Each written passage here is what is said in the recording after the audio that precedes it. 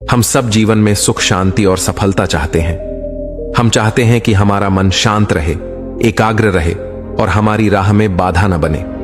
लेकिन कभी आपने गौर किया है कि सबसे बड़ा युद्ध बाहर नहीं, हमारे भीतर चलता है, हमारे अपने मन के साथ। कभी मन हमें आगे बढ़ने से रोकता है, कभी भूत की यादों में उलझा देता है, कभी भविष्य के डर में डुबो देता है। कभी यह कहता है तुम कुछ नहीं कर सकते, तो कभी बिना वजह चिंता में डाले रखता है। हम सोचते हैं अगर यह मन थोड़ा शांत हो जाए तो जीवन कितना आसान हो जाए। परंतु सवाल यह है, क्या सच में हम मन को समझते हैं या फिर बस उसे दोष देकर उससे भाग रहे हैं? यही वो क्षण होता है जब हमें रुककर अपने अंदर झांकना पड़ता है। यही वो समय होता है जब हमें कोई ऐसा चाहिए जो हमें यह सिखा सके कि मन से लड़ना नहीं, मन को समझना होता है। आज की यह कहानी सिर्फ एक शिष्य और उसके गुरु की नहीं है, यह कहानी आपके और आपके मन की है। एक ऐसी यात्रा की है जहां शिष्य सिर्फ सवाल नहीं करता बल्कि खुद को खोजता है और उसके जवाबों में हम सबके जीवन का सच छुपा है। चलिए जीवन बदलने वाली कहानी शुरू करते हैं। एक गुरु का शिष्य अपने गुरु के पास आया और उसने कहा, गुरुदेव, आप कहते हैं कि मन को एकाग्र करो, केंद्रित करो। जब मैं ध्यान में बैठता हूं और मन को एकाग्र करने की कोशिश करता हूं तो मन बाहर की ओर भागता है। जब मैं उठकर बाहर की ओर जाता हूं तो मन ज्ञान और एकाग्रता की ओर भागता है। पेट भर जाए तो मन उपवास के बारे में विचार करता है और उपवास करे तो मन भोजन की ओर भागता है। गुरुदेव, मेरा मन भटक रहा है और मैं इसे रोक नहीं पा रहा हूं। गुरुदेव, मन को भटकने से कैसे रोकूं? गुरु मुस्कुराए और कहा, भटक जाना मन का स्वभाव है। मन कभी भी वह नहीं होता जहां आप होते हैं। मन हमेशा वहां होता है जहां आप नहीं होते।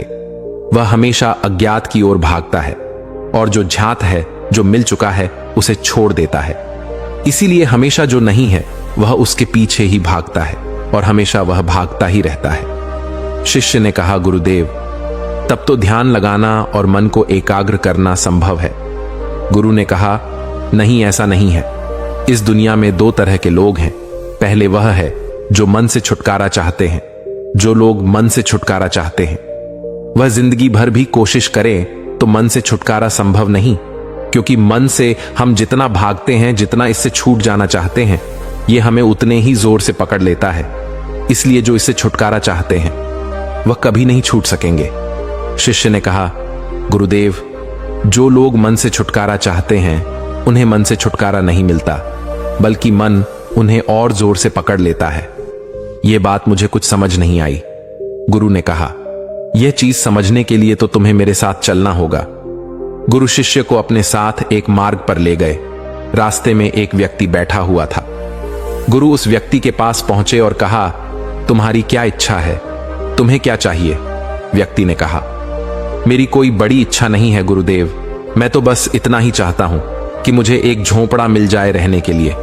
मुझे बाहर खुले आकाश में सोना पड़ता है, बस इतनी सी ही इच्छा है। गुरु शिष्य को लेकर और आगे बढ़े। आगे झोपड़ी के बाहर एक व्यक्ति बैठा हुआ था जो बहुत परेशान हो रहा था। गुरु उस व्यक्ति के पास पहुंचे और उससे कहा, क्या बात है, तुम इतने परेशान क्यों हो रहे हो? उस व्यक्ति ने कहा, गुरुदेव, मेरे पास एक ही झोपड़ी है और हर बार जब भी बारिश आती है तो सारी झोपड़ी से पानी टपकता है। कल रात बारिश पड़ी और मैं पूरी रात सो नहीं पाया। काश मेरे पास एक पक्का मकान होता। गुरु अपने शिष्य को लेकर उस मार्ग पर और आगे बढ़ चले और एक व्यक्ति के घर पहुंचे। गुरु ने उस व्यक्ति से कहा, क्या तुम संतुष्ट हो? तुम्हारी कोई इच्छा तो नहीं है?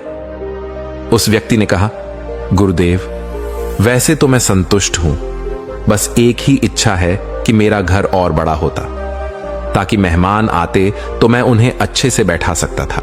शिष्य ने कहा, परंतु आपके पास तो पक्का घर है और इसमें बरसात का पानी भी नहीं टपकता होगा। उस व्यक्ति ने कहा, हां, परंतु अगर बड़ा घर होता, एक छोटी महल जैसा, तो मेरा सपना पूरा हो जाता। गुरु अपने शिष्य को लेकर और आगे मार्ग पर बढ़े। रास्ते में एक बड़ा घर दिखाई दिया। गुरु उस घर के द्वार पर पहुंचे और उस घर के मालिक को आवाज लगाई। घर का मालिक बाहर आया और उसने गुरु को प्रणाम करते हुए कहा, गुरुदेव, बताइए मैं आपकी क्या सेवा कर सकता हूं? गुरु ने कहा, तुम्हारी कोई इच्छा तो नहीं है, तुम संतुष्ट हो ना? उस व्यक्ति ने कहा, गुरुदेव, मेरी एक ही इच्छा है कि मैं यहां का सबसे बड़ा व्यापारी बन जाऊं। सबसे बड़ा महल मेरे पास हो, जैसा कि यहां के सबसे बड़े व्यापारी के पास है। उसका महल बहुत सुंदर है, हर कोई उसकी प्रशंसा करता है। गुरु अपने शिष्य को लेकर उस बड़े व्यापारी के पास पहुंचे। बड़ा व्यापारी अंधा था।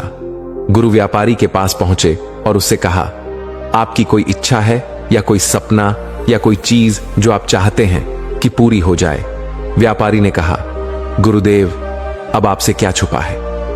यूं तो मैं यहां का सबसे बड़ा व्यापारी हूं और मेरे पास सब कुछ है, पर मैं अपने आप को बहुत गरीब पाता हूं। जिस दुनिया को एक भिखारी भी देख सकता है, जिन रंगों को एक गरीब से गरीब व्यक्ति भी देख सकता है, उसे मैं नहीं देख सकता।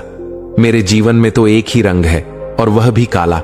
अगर मेरी सारी धन दौलत सब कुछ देकर भी मुझे आंखें मिल सके, ज्यादा नहीं, एक दिन के लिए भी, तो मैं अपना सब कुछ दे दूंगा, चाहे मुझे सड़क पर भिखारी की तरह ही क्यों ना रहना पड़े।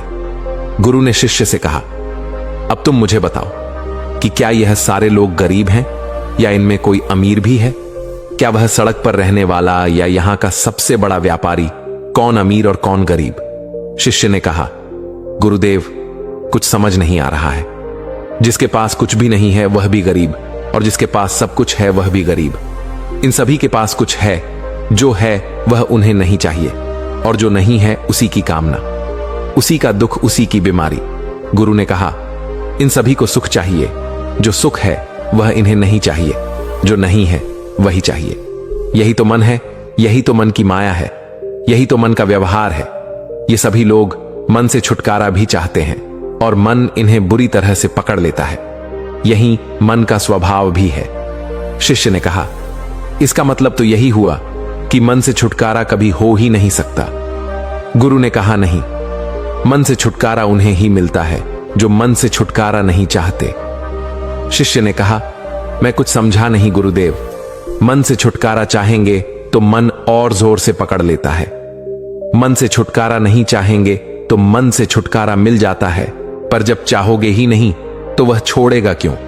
गुरु ने कहा, यह बात समझने की है। जिसने मन को समझ लिया, जिसने मन को जान लिया, उसे मन से छुटकारे की जरूरत ही नहीं पड़ी, और जो नहीं जान पाया वह जीवन भर बस छुटकारा पाने के चक्कर में ही रहा और मन की जाल में फंसता चला गया। अभी तुम जिन लोगों से मिले वह सभी मन के जाल में फंस चुके हैं, और वह सब तब तक बाहर नहीं आ सकते जब तक कि यह सब लोग मन को समझना शुरू ना कर दें। शिष्य ने कहा, गुरुदेव, इस मन को कैसे समझा जा सकता है? इसे कैसे समझा जाए? गुरु ने कहा, हर चीज की एक खासियत होती है। दुनिया की हर चीज हमारा नुकसान भी कर सकती है। अगर हम उसके बारे में सही जानकारी नहीं रखते और हम उसका इस्तेमाल नहीं जानते, मन भी ऐसा ही है। वह बहुत शक्तिशाली है, पर उसकी शक्तियां को हम जानते नहीं हैं।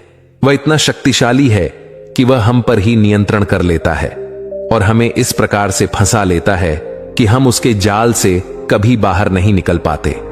जैसे अगर तुम किसी छोटे बच्चे के हाथ में कोई तेज चाकू दे दो तो वह उस चाकू से क्या बना सकता है? शिष्य ने कहा, गुरुदेव, वह छोटा बच्चा उस चाकू से अपने आप को नुकसान पहुंचा सकता है या किसी दूसरे को नुकसान पहुंचा सकता है, क्योंकि वह उस चाकू के प्रयोग से अनभिज्ञ है।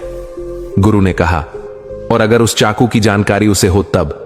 शिष्य ने कहा, तब वह चाकू का सही इस्तेमाल कर सकता है और इससे किसी को कोई नुकसान भी नहीं होगा, बल्कि वह इसका सही इस्तेमाल करके लोगों की मदद या अपनी